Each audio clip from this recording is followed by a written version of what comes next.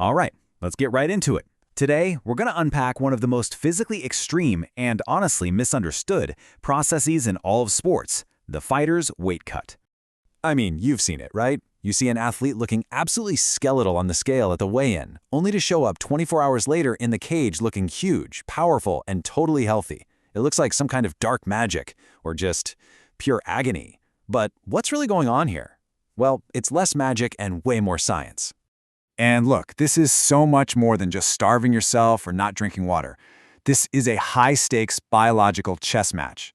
It's a carefully planned, scientific assault on the body's systems, all to hit a very specific number on a very specific day. And it all comes down to one thing: getting a physical advantage. So the big question is, why? Why on earth would anyone do this to themselves? The goal is actually pretty simple and pretty brutal. Be the biggest, strongest person in your weight class come fight night. It's really that simple. You can really think of it as a two-part mission. First, you have to strip the body down to its absolute limit to make weight. Then, in that critical 24 to 36-hour window before the fight, you go into overdrive, rehydrating and refueling to gain back as much size and strength as humanly possible. Because at the end of the day, the bigger fighter often has a huge advantage in power and just sheer durability. Okay, so to really get this, you have to understand it's not one process, it's two completely different timelines with two very different goals. You've got the long descent. That's the multi-week training camp focused on shedding actual body fat. And then you've got the rapid cut. That's the final insane week where the goal is to just dump every possible ounce of water and gut content. All right, so let's start at the beginning. Phase 1, that long, methodical 8-week transformation. This whole part is about one thing and one thing only: getting lean. Now, this whole journey doesn't just start from anywhere. Sports scientists say that an athlete really shouldn't start their training camp any more than 12 to 15% above their target fight weight. Why? Because if you start any heavier than that, you're just asking for trouble. You're going to have to cut way too aggressively, and that just tanks your performance in the gym. Yeah, this phase is absolutely a marathon, not a sprint.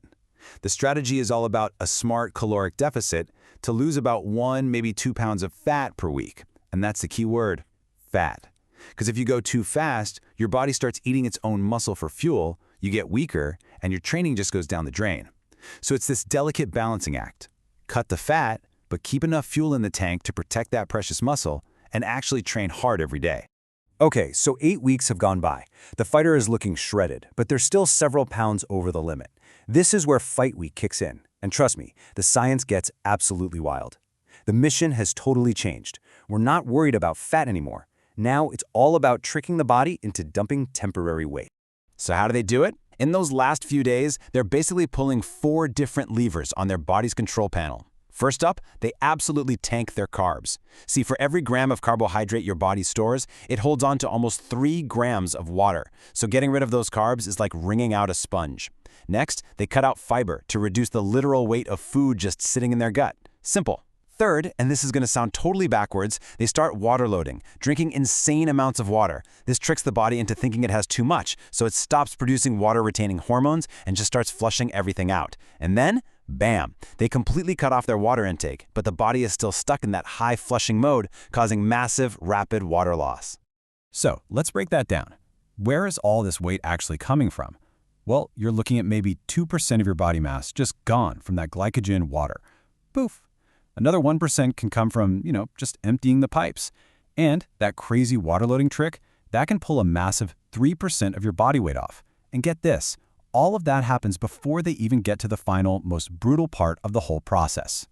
Which brings us to the final 24 hours. The body's been tricked, it's been prepped, now it's time for the final, brutal push. And it's all about one thing and one thing only: sweating it out. Get this, studies from the UFC's own Performance Institute show that the average fighter is still 4.4% over their weight class just one day before they have to hit the scale. That's nearly 8 pounds for a 170-pound fighter. That is a ton of weight, and all of it, every single ounce, has to be sweated out.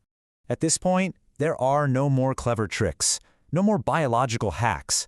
From here on out, it's just a game of pure brute force dehydration. Every drop of weight they lose is water being forced out of their bodies through intense sweating sessions. So how do they do it? Well, the two classic methods are the dry sauna and the hot bath. Now you think the sauna, right? It's like 194 degrees, blistering hot. That's got to be the best way. But the research here is actually pretty shocking. Turns out, hitting the sauna might only get you just under 1% of body mass loss. But sinking into a hot bath at a way more manageable 103 degrees is literally more than twice as effective. It can pull off a whopping 2% of body mass in the same amount of time. So, when you see that fighter finally step on the scale, looking like a ghost but hitting that number, you're not just watching someone who's tough. You're seeing the end result of a massive scientific experiment. A precise, dangerous, and calculated manipulation of the human body. In a very real way, they've already won their first fight. But hold on, making weight, that's only half the battle. Because now the clock starts ticking on a frantic 36-hour race to put all that size, all that water, all that energy back on before the actual fight. And that leaves us with the ultimate question, doesn't it? The whole point of this entire crazy game. Who played it better, and when that cage door locks, who's really going to be the bigger fighter?